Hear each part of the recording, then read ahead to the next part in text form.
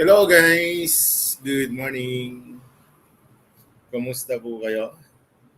Ngayon po ay araw ng Martes. Ayan, dia 17 ng Agosto, 2021. Ayan. Kumusta po? Kumusta? Kumusta mga kapatid? Ayan, mga kaibigan? Anong ganap? Ano rin ganap? Yun. Hello po sa inyo.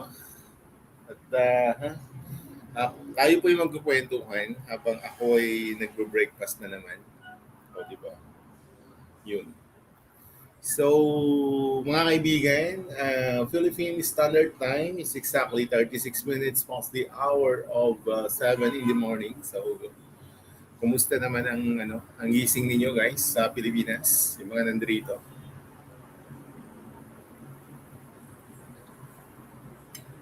Alam nyo guys, ano yung title? Rejection is God protection. Yeah. Alam niyo kung bakit? Kaso nga lang, kung minsan, syempre, pagka iniisip natin, parang ang sakit sa kalooban, di ba? Lalo na pagka nag-i-expect ka lang ng too much. Alam mo yun? For example lang, may mga transaction or meron kang mga ginagawa, tapos na-reject. Alam mo yung mga ganun, di ba? Or pag may transaction, tapos hindi natuloy, di ba? Yun, yung mga ganun.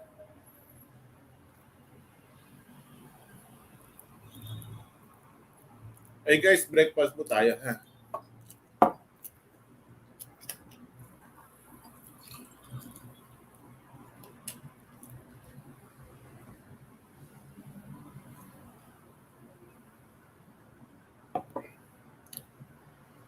Alam niyo kung bakit nandiyan yung andiyan yung yan. Na-share ko yung channel ni Aaron Paul. Yun. Si Aaron Paul po mga kaibigan ay isa sa mga magigiting na kompositor sa Pilipinas. Ayan. Pero hindi ko alam kung nasa Canada or nasa Amerika siya. Okay. Basta nandiyan na lang siya sa ibang bansa ngayon. Pero alam niyo hanggang ngayon patuloy pa rin siya nagsusulat ng mga awiting. Ayan, yung mga ating syempre specialty ni Kuya Aaron Paul yung syempre OPM Tagalog, yun talaga yung specialty niya.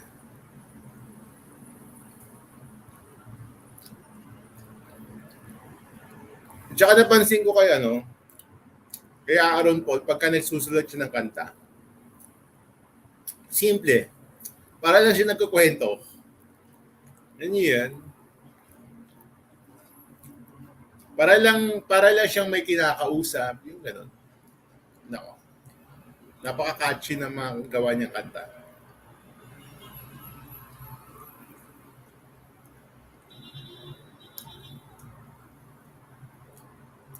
Ito, pakinggan natin siya.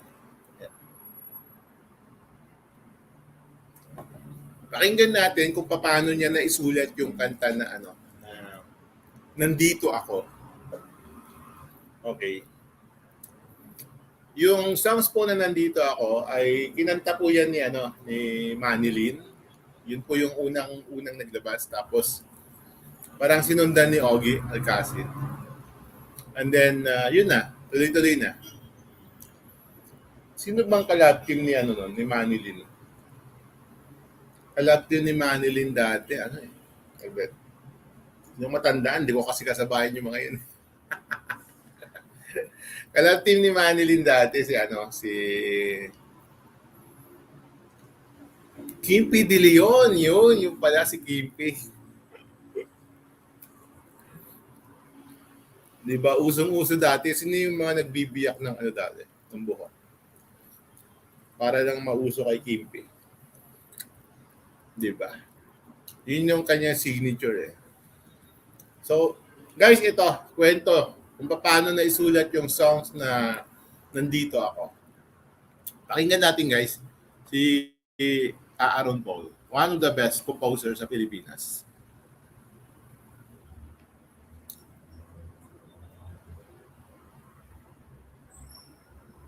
be Romans chapter 8 at iba pa. Ako po si Aaron Paul, isa po akong songwriter, singer, and producer.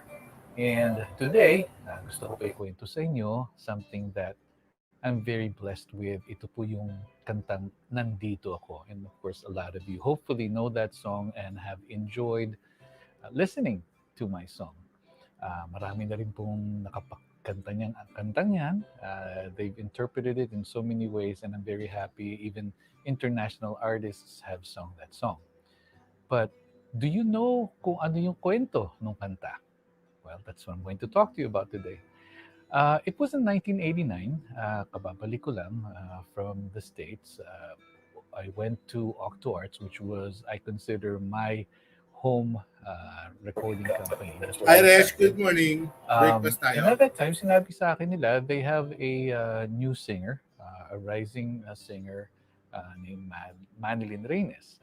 And so sabi ko, okay, I want to know more about her. So I attended a concert. Now, nung nanonood ako ng concert ni Manilyn, narinig ko, sabi ko yung mga fans, alam ko kasi nung time na yun, ano eh, collab team na nila yung, well, uso nun yung mga love team. I don't know if they're still doing that. They probably do. Uso nun, may love team siya, and at that time, ka-love team niya si Kim P. De Leon. That was the son of Joey De Leon, another popular actor. Uh, but during the concert, I was surprised. I was hearing another name sinisigaw nung mga fans. And I was looking around and sabi ko, wow, that sort of hit something in me that I'm familiar with and inspired me to write the song Nandito Ako. Yun yung kwento nung the one who everyone likes a lot but never loves. It's yung third party. Yung I wanted to talk about the other party, the one who is not involved in that love team. Kumbaga, sa barkada nyo, yung ikaw yung parating kaibigan nung barkada ninyo na magka-love team sila. Um, so, it's the third party's side of this thing. Hindi naman, hindi ka naman nanunulot, but in love ka with one of those parties. Um, and the reason I'm familiar with it, kasi nung bata ko, and I really didn't understand love yet, I was very young and not familiar with how this love thing works. So, I understood crush. I was starting to understand it.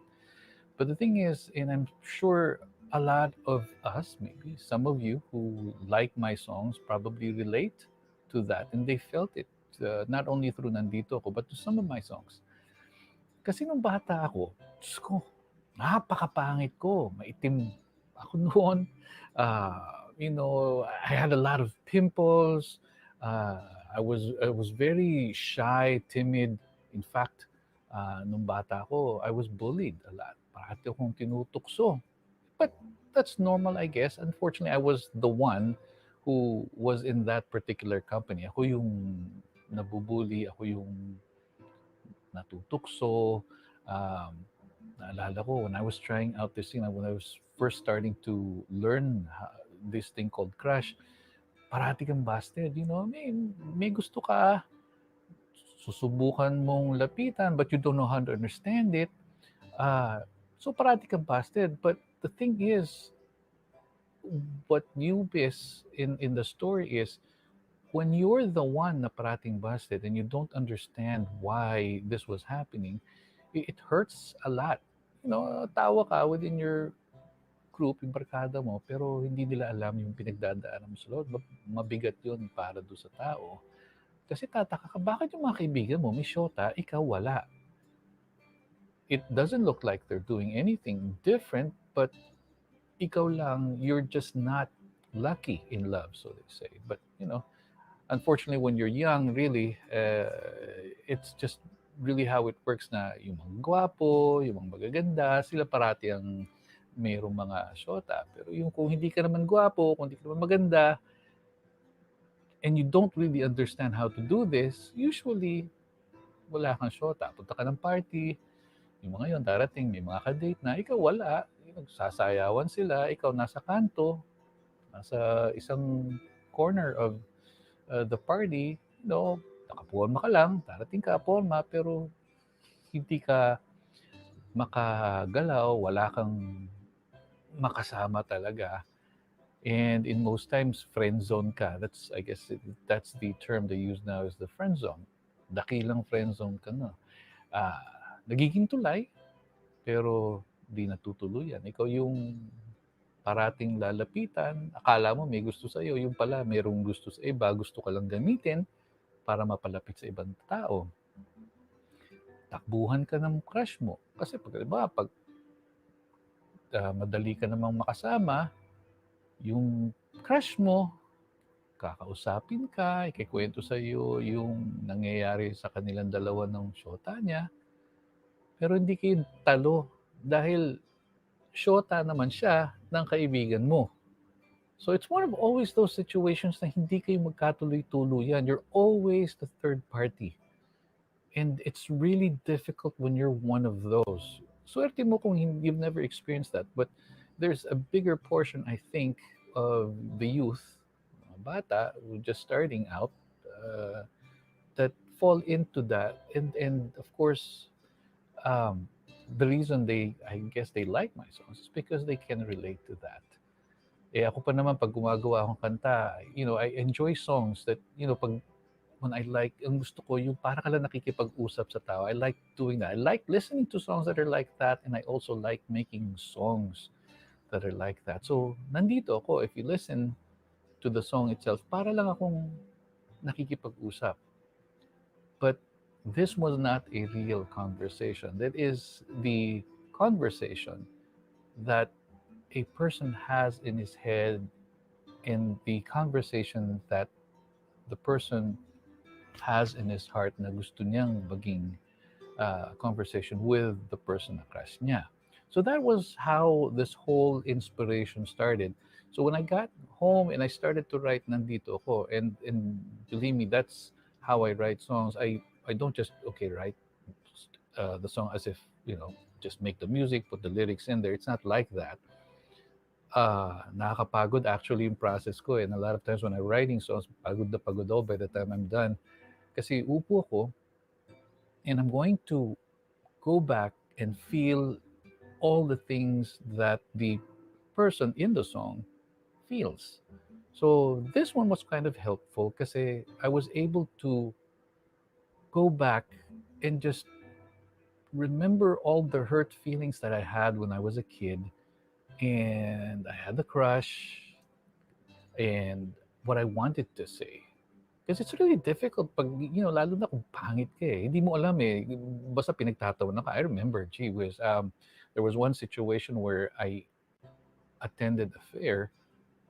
I was trying to convince myself na, okay, kaya mo yan, kaya mo ko pag-usap. So I was approaching this group of girls, and palapit pa lang ako, narinig ko na nagtatawanan na, tapos lumayo na sila. So, could you imagine? I mean, the embarrassment. So, hindi pa nga ako nakakapagsabi ng hello, nakita ko na ganun na reaction. So, after... Yun guys, good morning po mga kaibigan. Kumusta po kayo? Mga kaibigan, alam nyo, naka-play dyan si Aaron Paul del Rosario. Kung hindi nyo po kilala si Aaron Paul, isa po siyang composer. Okay, one of the best composers sa Pilipinas. Sure ako hindi ninyo naririnig. Okay, kasi kadalasan naman hindi nakikilala talaga yung mga songwriter. Okay, yung mga composer. Hindi talaga sila kadalasan nakikilala. Because ang mga nakikilala talaga yung nag-i-interpret ng kanilang ginawag-gawang kanta. So, sila yung mga singers. Yun yung mga nakikilala talaga. Yun yung parang nagiging signature songs. Ayun. Lalo na pagka mga bagong singer, mga ganon. So, ako, sa totoo lang ako. Alam niyo, pagka ako nagsusulat ako ng kanta, mas gusto kong isusulatan ng kanta yung hindi pa siya kilala. Para pagka nag-boom siya, pag sumikat yung kanta, yun yung magiging signature songs niya, yung nilikha ko. Ganun yung ganun. As in, si Aaron Paul halos the same din, ganun din siya. No, mas ginugusto niya na nagsusulat ng songs sa mga baguhan pa lang na mga singer. Yun, yung mga pauusbong pa lang, yung mga gano'n. Yeah. Alam nyo, dito, no, kunikwento ni Aaron Paul kung paano niya naisulat yung kanta na Nandito Ako. Yan, na unang-unang inawit ni Manilyn. Yan. Okay. Hi sa'yo, stay home ma'am. Thumbs up din, Mr. Masungit. Good morning po. Kumusta? Anong breakfast mo? Stay home. Yan. Hi nga pala kanina kay Resh. Yan, kumusta ka Resh? Good morning din sa'yo Resh kanina. Okay. So, guys, ito, no? Ako, pagka nagsusulit ng kanta, lagi kong, kumbaga, inuuna talaga yung music bago yung lyrics. The same din kay Aaron Paul, ganun din siya. Okay. Kinukuha muna niya yung tune, yung melody, and then tsaka niya nilalapatan. Or meron naman na rin kung minsan gumagawa siya ng poem, no? And then inaano na lang niya, kumbaga sinusundan-sundan lang niya yung kanya sinulat hanggang sa makalikha siya ng tune. Yun. Ganun lang. Pero alam nyo guys, pakinggan natin. Kasi ito talaga kung paano naisulat ni Aaron Paul yung songs na Nandito Ako. Okay, isa sa pinasikat ni Ogie Alcacid, yung kanta na yan. So, eto. After that, it made me feel even worse. So when I was writing Nandito Ako, I was going through that. I was trying to imagine the time again na kausap mo, itong girl na to, crush mo, pero hindi mo masabi sa kanya yung tunay mong feelings. And she likes you, and you're hoping that she knows that and can feel the care that you give to that person. Pero I guess masyadong concerned dun sa actual boyfriend that ikaw hindi ka napapansin. And that became, I guess, why the lyrics in the song Nandito Ko were real. I poured all my emotions into that, tried to go back to the hurt feelings, yung nakatingin ka sa kanya, nakikwento siya sa'yo tungkol doon sa boyfriend niya, pero ikaw, kinig ka lang nakinig, parati ka nakikinig. Or you're always available to this person. Pero hindi nila nalalaman na may crush ka pala sa kanya. Maybe mahal mo na rin. But you're always there. You're always the one na matatakbuhan nila. And you're always going to be there no matter what. So, Nandito Ako was the pretend conversation I was having with this crush na you're hoping they know. Because try to imagine the scene, nakikwento yung babae, pero ikaw naman, parang you went into some other state where you're just looking into the person and saying, okay, alam mo ba, mahal kita, matagal na kitang mahal, hindi mo ba nararamdaman? Pero okay lang kung sakaling hindi kayo magkatuluyan, which parang ngayon, nagkikwento ka sa akin, nag-aaway kayo. If ever iwan ka niya or you decide you've had enough of that relationship, don't forget, I'm always here. May nagmamahal sa'yo. Nandito ako. And I guess it worked.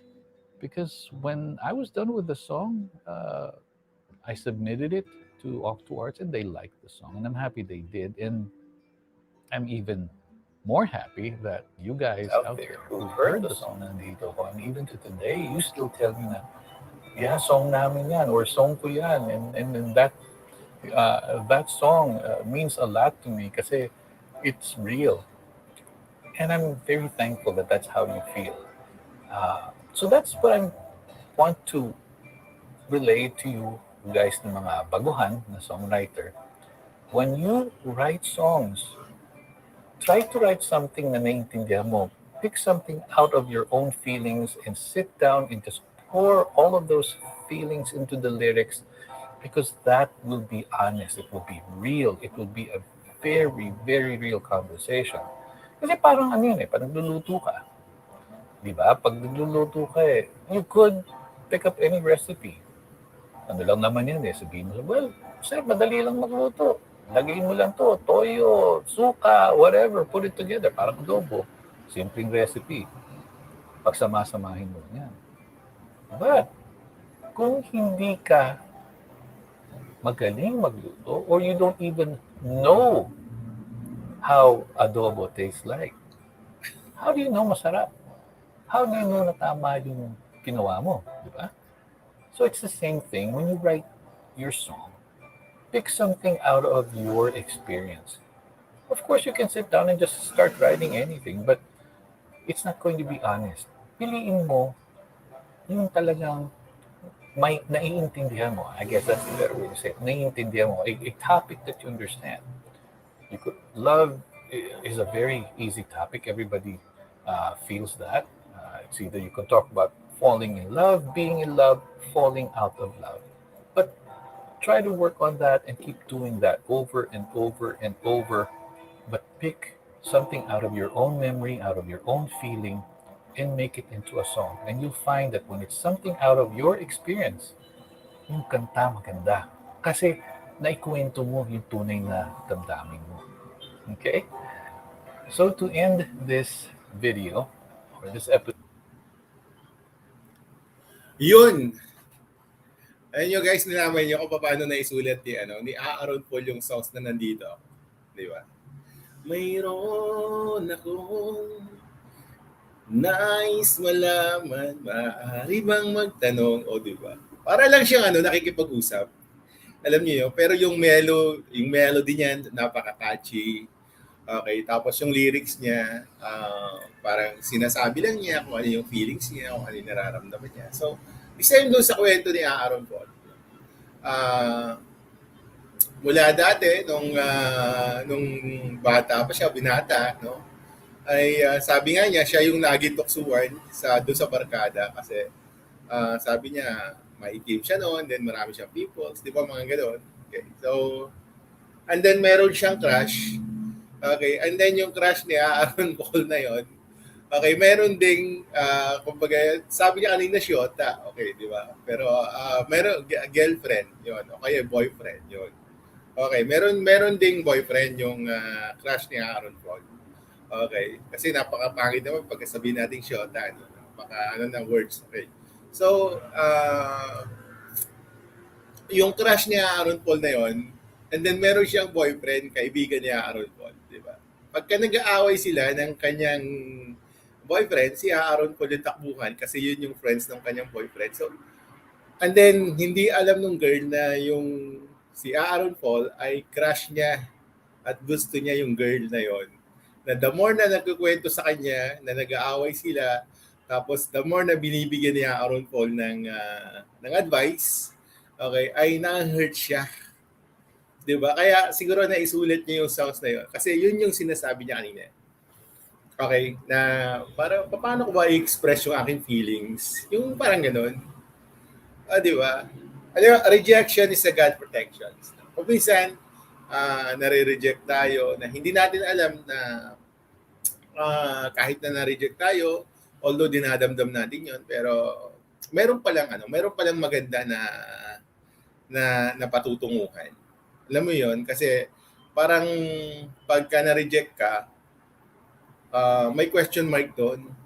Ano ba yung kulang ko? Saan ba ako nagkamali? Paano ba gagawin ko para sa susunod hindi na ako ma-reject? May mga ganun di ba? May mga ganun na attitude ng isang tao. Okay, kaya kung minsan, alam nyo, diyan tayo nahuhubog.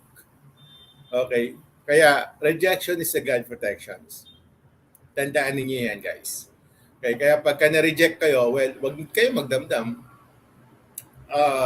Much better na you must think na lang kung ano yung gagawin niyo for the next step. Okay? Para mas mapaganda pa. That's it. Okay. Katulad nung ginawa ni Aaron Paul, no? Na-reject man siya, okay, doon sa crush niya na girlfriend ng kaibigan niya. Okay, na kapag ka nag-aaway sila ay siya yung takuhan, and then hindi niya masabi-sabi na yung girl na lumalapit sa kanya na girlfriend ng kaibigan niya ay gusto ni Aaron Paul or crush niya. No, kaya dinaan lang niya sa kanta. Ayun, mayroon akong nais malaman, Maaari bang magtanong? O, di ba? Alam mo bang matagal na kitang iniibig? Matagal na akong naghihintay. Ay, nako. Simple, no? Pero, alam mo, napaka-catchy yung kanyang lyrics. Di ba? At saka yung melody niya, ang ganda. As in. Di ba? So, bueno, dyan naman sumikat sa songs na yan si ano. Dyan naman sumikat sa songs na yan si Ogie Alcacid sa songs na nandito ako. Diba? So, yan po mga kaibigan si Aaron Paul. Okay, si Aaron Paul po ay one of the best composer talaga. Okay, na isa sa mga gustong-gusto ko na composer. Okay, iilan lang naman yung gusto kong composer dito sa Pilipinas. Hi kay The Universe. Good morning po. Yes po, breakfast po, kape-kape. Okay. Una si Benny Saturno. Yan. Gustong-gusto ko yan na composer, si Benny Saturno. Tapos pangalawa, ito si Aaron Paul. Okay, gusto ko siya na composers. And then pangatlo ay si Jamie Borja. Yon. Si Jamie Borja po mga kaibigan ay one of the best para din sa akin. No, kung hindi po ninyo alam, si Jamie Borja po mga kaibigan ay siya yung sumulat ng songs na Bukas na lang kita mamahalin. Yan yung mga sinusulat ni Jamie Borja Or yung songs na Sana Ngayong Pasko. O di ba? Signature songs 'yon pagka Christmas. No, kinakanta natin 'yon. No? Yun yung Pasko na naman. Ngunit wala ka pa. Ilang days na lang, burn na, di ba? Ayun, makakanta na naman yung Sana Ngayong Pasko na likha ni Jamie Borja. Okay. Sana ngayong Pasko ay maalala mo pa rin ako. Hinahanap-hanap pag-ibig mo. Di ba? At kahit wala ka na, nangangarap at umaasa pa rin ako. Muling makita ka at makasama ka sa araw ng Pasko. Yun. Ilang days na lang, makakanta na naman yan. Oh, diba? 22 days. 22 days, burn na, ha, guys? Ayun. So, eto, no? Narinig niyo si Aaron Paul. Okay, kwento niya kung paano niya naisulat yung songs na nandito ako na isa sa kanyang mga compositions. Okay, so tingnan natin yung iba. Pakinggan natin yung iba niyang mga nilikha. Okay, na kinikwento niya. Gusto ko mapakinggan sa kanya yung yung Minsan Lang Kitang Iibigin. Yan. Kung paano niya naisulat yung songs na yun. Ang ganda kasi ng songs na yun. Minsan Lang Kitang Iibigin. O, diba? Guys, please support and subscribe. Okay, Aaron Paul. Okay, one of the best composer talaga siya. Okay, so supportahan po natin, ha? Subscribe po natin si Aaron Paul. Ito. Saglit. Tomorrow is here. Wow. Pagkakataon. Ito. Ang aking hinihiling. This is different from all the other graphic tools that I have used. You're not going to want to miss this. Glorify, absolutely rock. I would even add them. Okay. Pakinggan natin, guys. This award is presented to the composer, artist, and producer of the song, recorded at least 10 years earlier.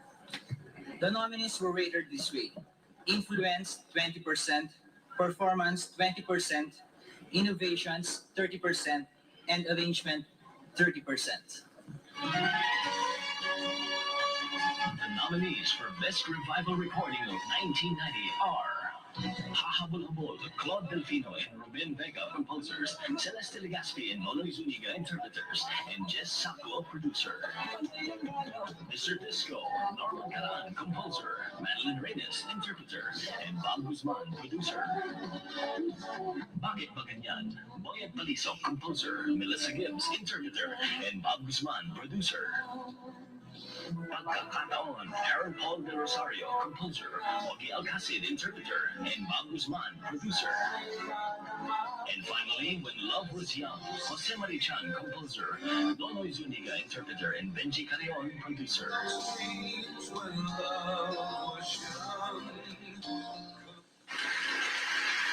And the winner is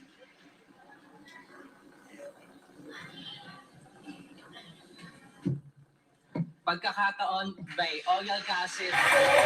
Sponsor Aaron Paul de Rosario. Wow! Galing!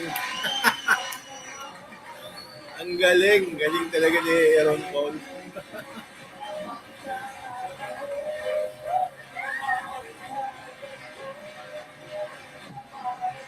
Hindi ko alam na nalo ko. Of course, we want to thank, I want to thank my producer. Guys, kanina, 90s, no? Tignan nyo, ha? Grabe dati, no? 90s. Yan. Hindi ko kaidaran yung mga yan. Panginoon Diyos, maraming salamat 90s. This is the first award that I got. Honestly, talagang akong award. And of course, my mom, my dad, a good friend of mine who's been with me since the beginning, RC Balcazar. Sana may balik yung yung sigla ng OPM. Ang sarap kasi ng OPM talaga pakinggan. Sana may balik. Yung katulad ng araw. We'd like to thank Si Aaron Paul. I'd like to thank Barry for this. Ogie, maraming salamat sa tulong mo. I knew the song somehow would make it if the right artist would sing it. Thank you very much to Patty, very, very, very much, especially for recognizing us composers finally. We needed this very much this year. Thank you to all of you. Thank you, especially to the Lord up above. Thank you to everybody. First of all, I would like to give Bob. the glory and honor to my Lord and Savior, Jesus Christ. Producer. Thank you for my boss, Orly Latat, for still trusting in. Wow. Grabe, no? Ang ganda ng songs na rin yun, Pagkakataon. Interpret po yun ni Ogie Alcacid. Ayun, ito. Gusto ko ito mapakinggan.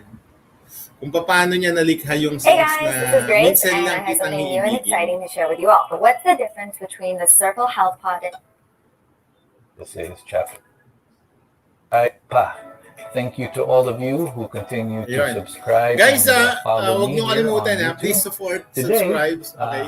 gusto ko Aaron pong ikwento Paul, sa inyo okay? ang Isa sa one of the best origin or birth of one of composers my sa more Pilipinas. popular songs. This is Okay. the song called Minsan Lang Kita Iibigin. Did you know that that song originally started as a poem? It wasn't a song, it was a poem. Back in the early 80s, first year namin mag-girlfriend nung asawa ko na ngayon.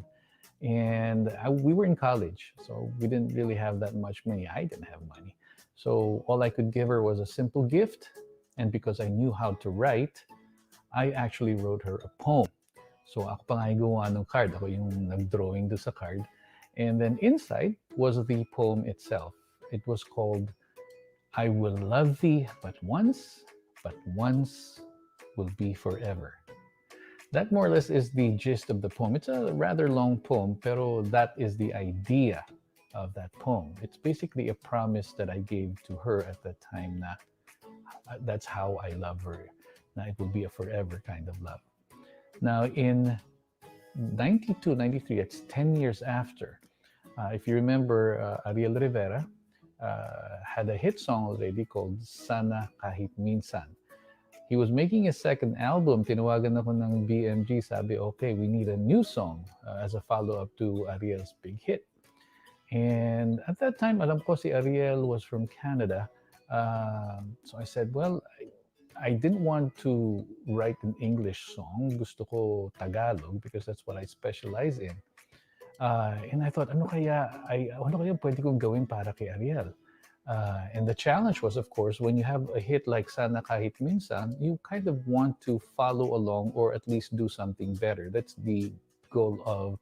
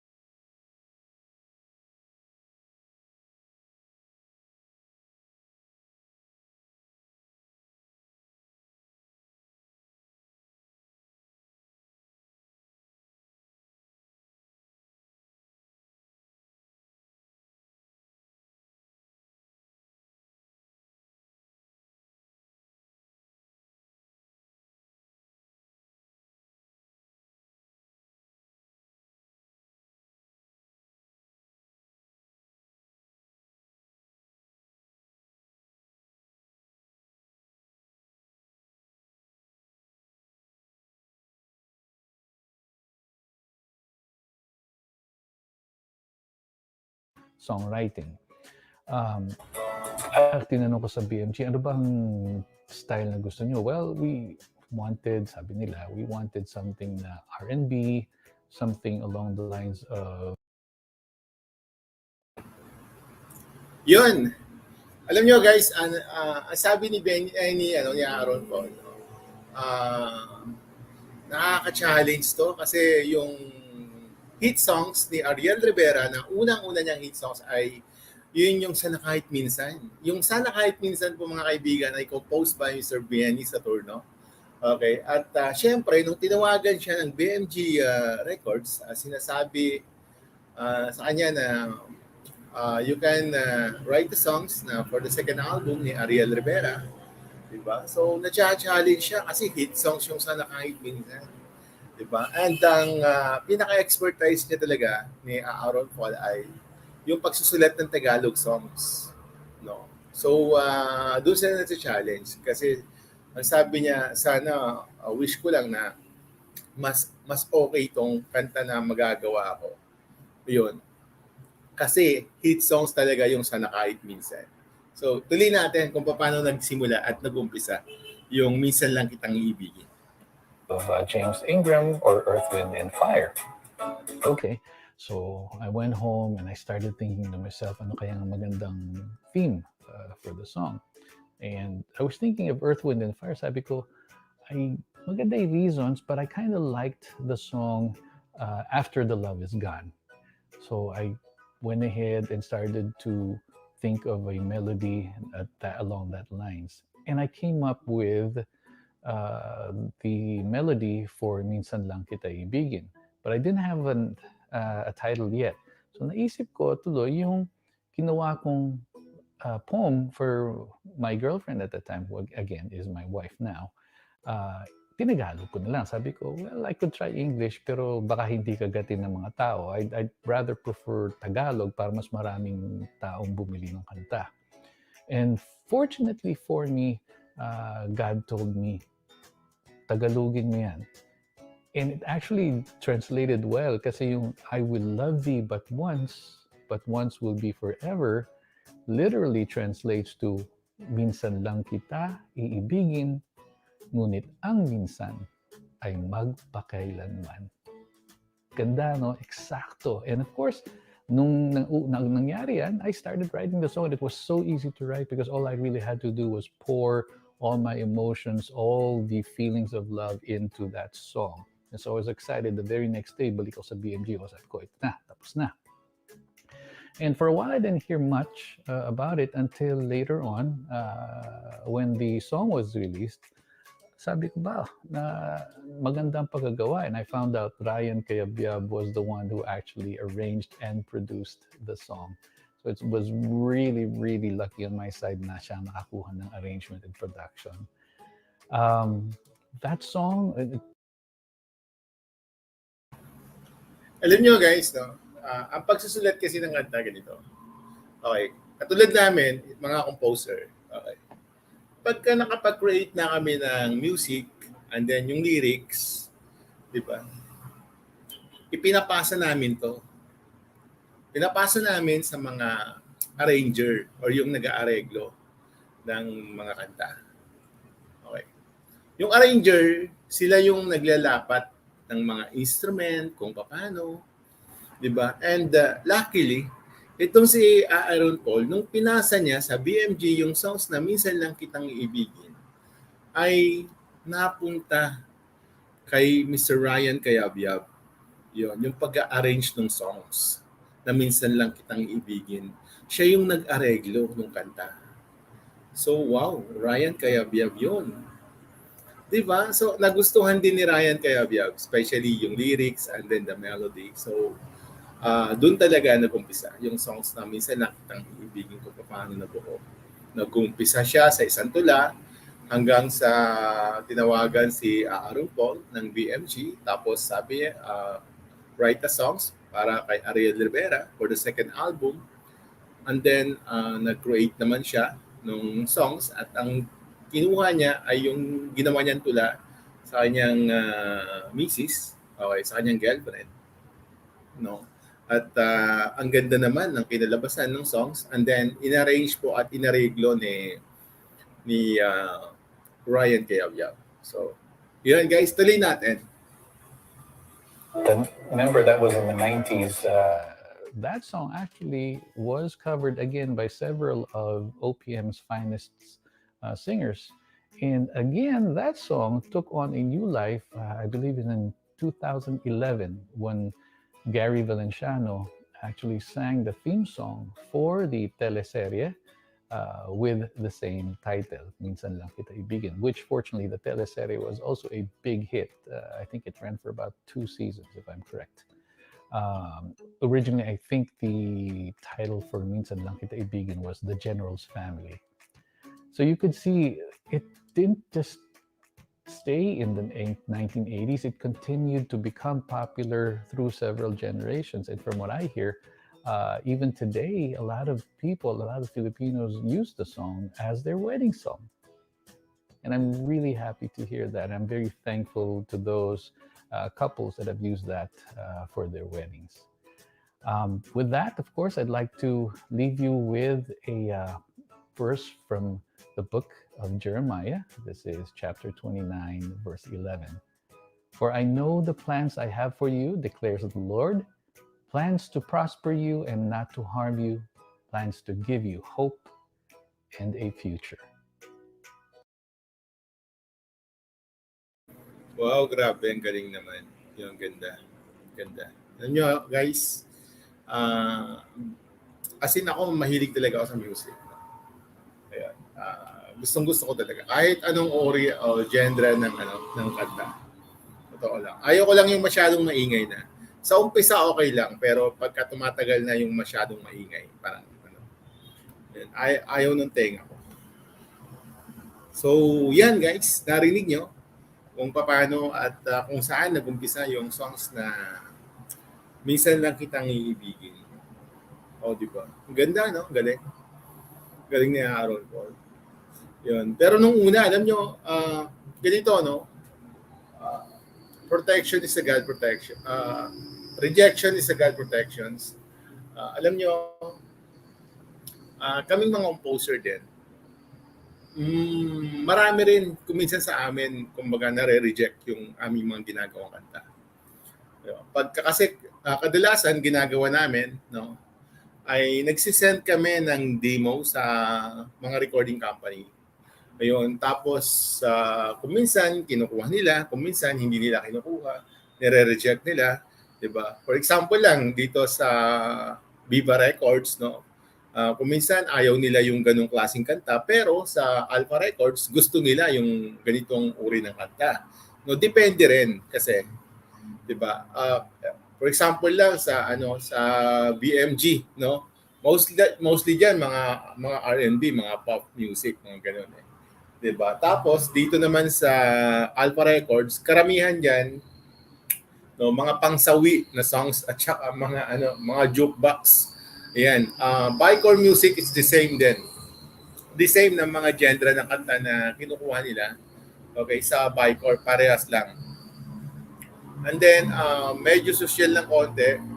Okay. Syempre Viva Records 'yan. Star Music yung ganyan. Mga social yung songs. Diba? Na totally, pero depende lang din sa pandinig.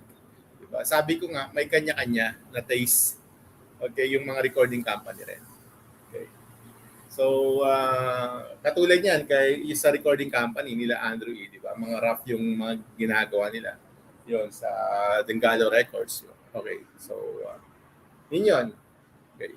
So, guys, yan. Napakinggan natin si Aaron Paul. Pero alam niyo, ang dami pa niyang mga ang dami niyang mga nasulat na mga kanta. Oh, si Aaron Paul. As in.